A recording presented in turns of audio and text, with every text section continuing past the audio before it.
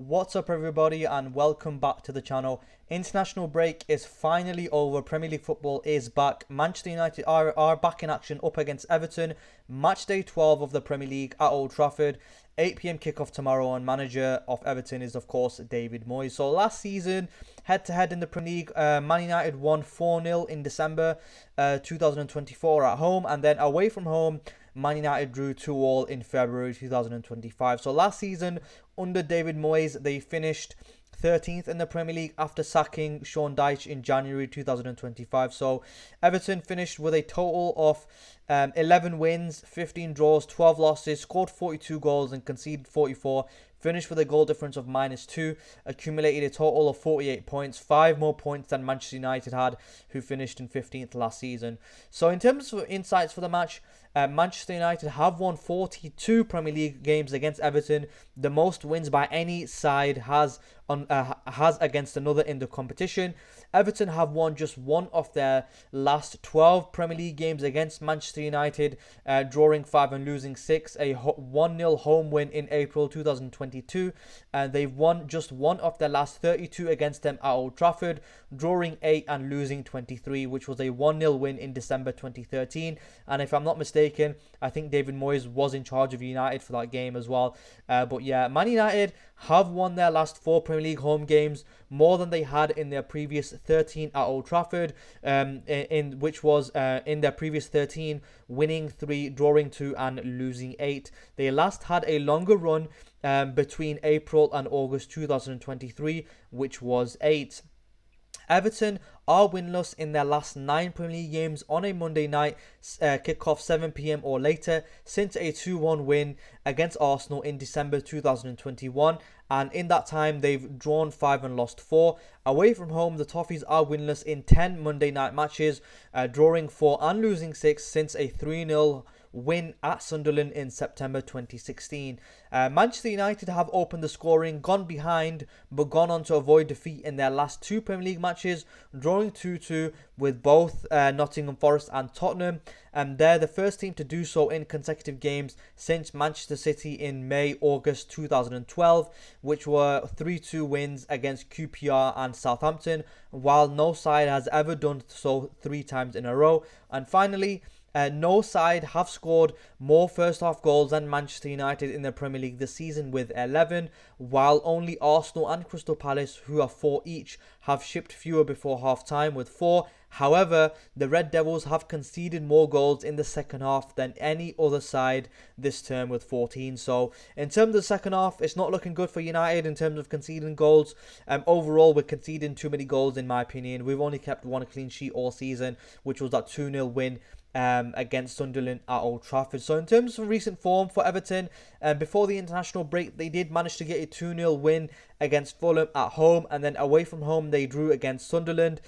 Before that, they did lose to Tottenham away at home, and then away from home at the Etihad they did lose to Manchester City as well. And then before that, they lost to they won Crystal Palace 2-1 as well. So they are coming into this match with a mixed run of form. In terms of some Everton team news, Branthwaite is out injured. So in terms of Everton's starting 11, this is how I think they're going to line up. Pickford in net, of course. Garner, Tarkowski, Keane and Mikalenko making up the 4 in defence. Gay and Earl Burnham making up the 2 central defensive midfielders. Then a front 3 of Ndiaye, Dewsbury Hall and Grealish in behind Barry up front. So that's how I think Everton are going to line up with. So Everton under Moyes, they're not going to be here to dominate the ball. They're here to fight, and the Moyes blueprint is organisation, duels, set plays and transition. So I don't expect them to dominate the ball. In terms of their formation and their shape, Moyes often sets up in a 4-2-3-1 in possession.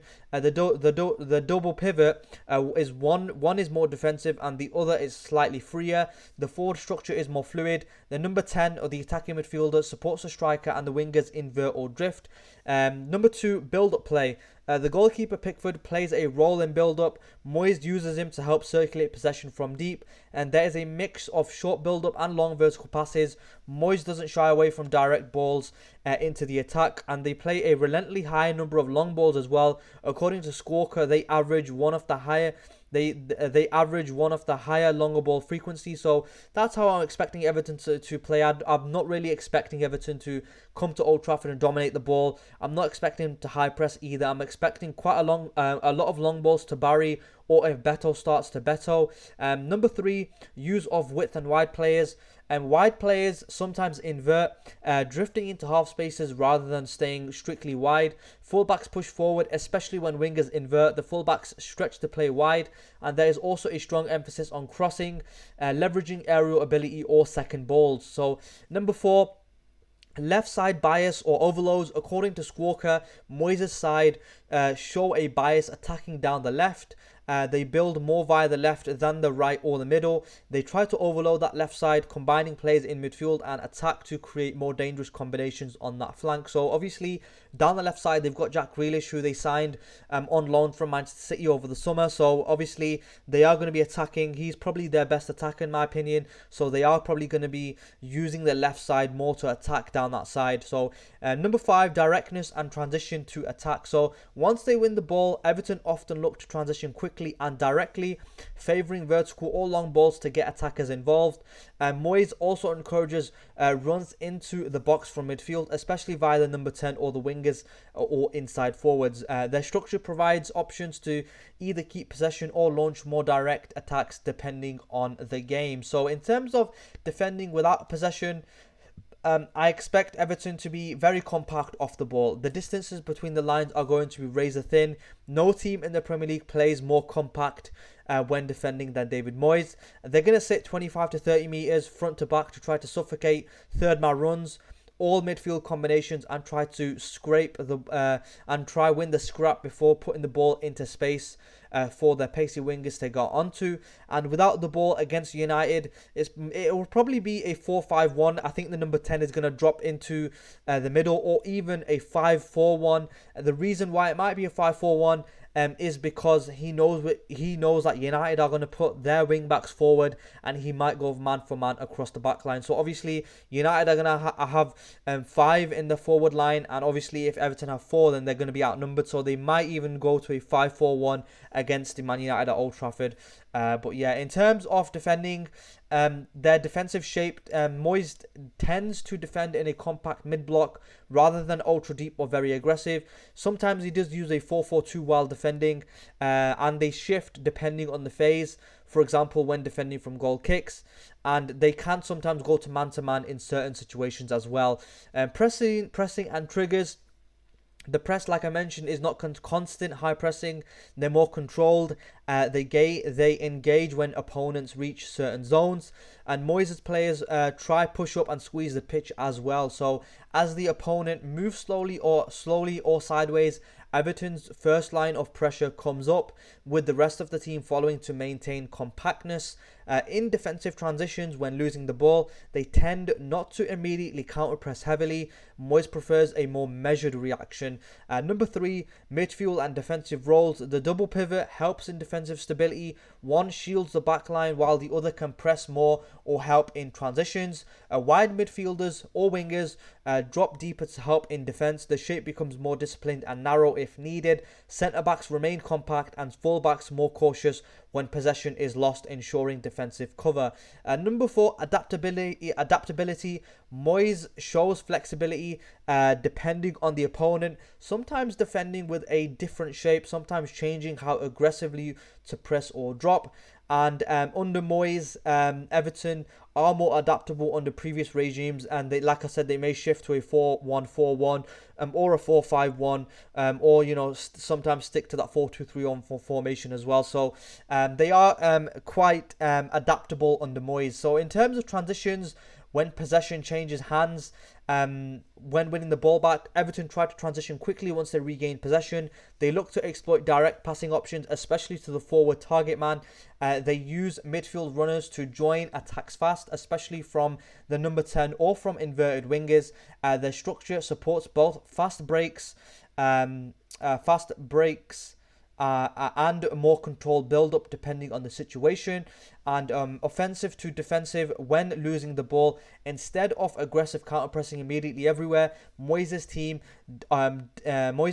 often falls onto their defensive shape, compact, disciplined, prioritizing structure. When they do press, it tends to be zonal triggers rather than an all-out sustained high press. They emphasize squeezing the field. Pressure comes when the opponent is prone to play slower or make passes that can be exploited. So in terms of Everton star man, I'm going to have to say it's Jack Grealish. I've been really impressed by him for Everton. He's got 1 goal and 4 assists in 10 matches in the Premier League so far. He's a great dribbler, draws fouls, can shoot and create something out of nothing when coming in off the left-hand side. And we have to keep him quiet if we are to be coming away with a clean sheet or, winning the game, of course. So obviously he's going to be drawing fouls as well. So Everton are dangerous from set pieces. The likes of Keane and Tarkowski are going to be getting into the box if Jack Grealish does draw fouls from wide. And then obviously you've got the delivery of his as well, swinging it into the box for the likes of Keane and Tarkowski as well is going to be dangerous. If we are, we have to keep Jack Grealish quiet basically if we are to be coming away with a clean sheet, definitely, all 3 points. But yeah, in terms of Man United's last game, before the international break, we were coming away with 2 draws, and we drew to Nottingham Forest, which was a disappointing draw in my opinion. I think we should have won that game. And then again against Tottenham Hotspur, it was a 2-2 draw again, and I was disappointed with that result again. I think we should have won both games, then we would have had 5 wins in a row, possibly pushing we would easily be inside the top 4 had we won them 2 games. But yeah, I was disappointed. I think against Tottenham Hotspur, our last game before the international break, it was another big missed opportunity to move into second place in the Premier League. Against Nottingham Forest, I felt like as if it was 2 points dropped. And against Tottenham Hotspur, it kind of felt like a point gained due to De Ligt's late equaliser. However, I can't help but feel it's 2 points dropped against Tottenham Hotspur as well. Had we just defended more compactly, not given 2 poor goals away against Tottenham, we would have been coming away with all 3 points against Tottenham and obviously against Nottingham Forest as well. It was a disappointing draw in my opinion. I think at this moment in time, we are still conceding too many goals. If we are to qualify for the Champions League, which should be our target in my opinion, we have to be beating teams like Forest and we have to be beating teams like Forest and Spurs. But yeah, I think in terms of the game, in terms of the Tottenham Hotspur game, I think the subs cost us. I think we lost control when Casemiro went off, and in terms of goals, I think when Casemiro has gone off, we've conceded a lot of goals. Let me just pull up the stat here. Let me just find that for you right now. I can't find it right now, but I think we've conceded something like 20 goals when Casemiro's not on the pitch or something like that. But we've conceded quite a number of goals when Casemiro has gone off the pitch. Yeah, here it is. So Man United are a different team without Casemiro. In terms of all matches so far this season, Man United have conceded 20 goals. 5 of those have come when Casemiro is on the pitch, and 15 have been conceded when he is not on the pitch. So Amram said, who could have gone second, we could have gone second had we held on to the win against Spurs. I think we struggled to cope. He said we struggled to cope when he took off Casemiro and Harry Maguire with less than 20 minutes to go. So I think that Casemiro is an important player for us. Like I said, we've conceded 5 goals. We've conceded 20 goals this season. 5 of those have come when Casemiro is on the pitch, and 15 have been conceded when he's not on the pitch. So I think he's a really good, really important player for us, and definitely needs to be replaced, obviously, because he is 33. But yeah, in terms of going forward, I think against Tottenham Hotspur, we lacked quality going forward from the wing-back position because we played 2 defenders there. And in my opinion, Ahmad and Mbeumo have to start on the right side. We have looked our most dangerous going forward when they have started on that right side together. So that's how my lineup is going to be. In terms of United's injuries, United team news, Sesko is out with a knee injury, and Mainu, Maguire and Martinez are all doubtful. Martinez, of course, is coming back from a long-term ACL injury, so I'm not sure if he's going to be playing any part. Might be too early for him, but I think Mainu and Maguire are also out of this match. So in terms of United's starting 11, this is my preferred 11, not predicted. Obviously, Lemens is in net. Euro, Delete and Shaw making up the back three. Ahmad, Casemiro, Bruno and Dogu making up the four in midfield. Then Mbumo and Mount in the inside 10 positions with Cunha up front. So like I mentioned, I think the right side, you look at the right side, Ahmad and Mbumo, they've been our most threatening players so far this season. We've looked our most dangerous going forward when Ahmad has started at right wing back and Mbumo has started in the inside 10 position. I think their link up play is pretty good. I think they're building some kind of I think they're building an understanding together, Ahmad and Mbumo, so hopefully that continues. And if we are to get anything from this game, I think Ahmad and Mbumo have to be delivering, in my opinion. So in terms of United star man, I'm going to have to say it's Bryan Mbumo. I think he's been our most dangerous player so far this season. In terms of stats, he has scored 5 goals so far this season, and he's provided 1 assist in the 11 matches that he has played. So he is our most dangerous player this season. In terms of most chances created, let me have a look at that stat as well. In the Premier League, I see who's leading that at the moment. That'd be interesting to see if it's Mbumo or the likes of Mbumo or Bruno or Mbumo. So in terms of the most chances created, unsurprisingly, top of the stat, it is Bruno Fernandes, who has got 29 chances created, 2.7 by 90. Then Doku, then Grealish, then Mohamed Salah, and then Phil Foden. They're the top 5. But Bruno Fernandes is up there in terms of chance creation, so hopefully that continues as well. But yeah, in terms of United's, how do you beat Everton? I think exploit Everton's defensive build-up play and vulnerabilities. Moyes encourages their centre-backs, Tarkowski and Brathwaite, to carry the ball out from back sometimes. United can press intelligently to force them to play risky passes or isolate them, especially in wide areas, to win possession high. So that would be the case if Everton do kind of try play out from the back. I'm not expecting them. I think I'm going to expect Everton to go long. Number 2, attack through the half spaces. Everton under Moyes are compact, but their structure can leave gaps between the lines. United's creative midfielders like Bruno Fernandes or the wingers or the inside number 10s drifting in can exploit these half spaces and find runners between the lines. Number 3, use quick transitions and vertical play. While Everton press with more urgency than before, they can still be vulnerable in transition. United should look to win the ball in advanced zones and break quickly using forwards and midfield runners to catch Everton off balance. Number 4, overload their wide areas. Given Everton's more conservative fullback play and tendency to defend narrowly, United can use overlapping fullbacks and wide forwards to stretch them. This will create crossing or cutback opportunities, especially from the flanks. Number 5, be ruthless in finishing and exploiting their goal conversion issues. Although Everton have improved under Moyes, goal scoring remains an issue. United must make the most of key chances, set pieces, counter-attacks. Clinical finishing could swing the game. So obviously, I think United have improved going forward. We are scoring more goals than we did last season and in previous seasons as well. However, defensively, we are still conceding far too many goals, in my opinion. So let's take a look at the Premier League table before we call it quits. Obviously, let's pull up the league table now.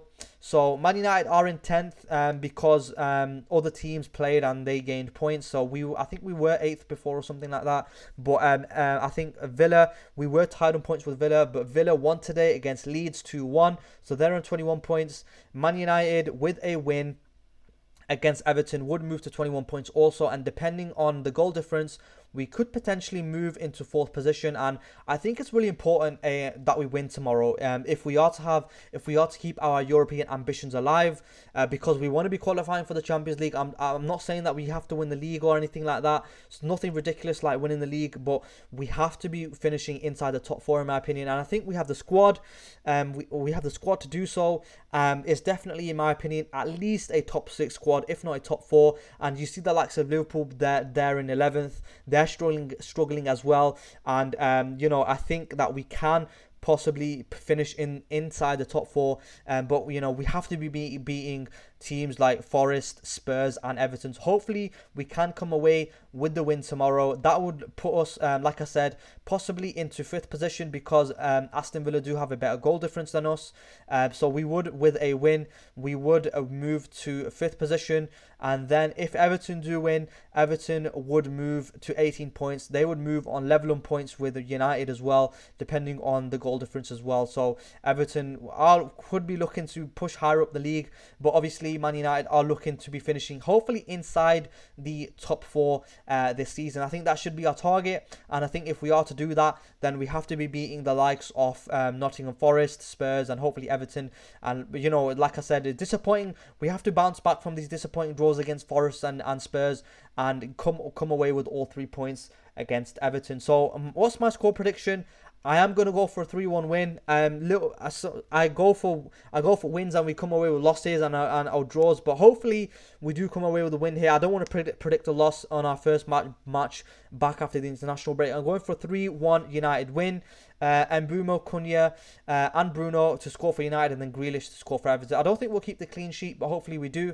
But yeah, anyway, if you enjoyed this preview, leave a like, comment and subscribe, and I'll catch you after the match.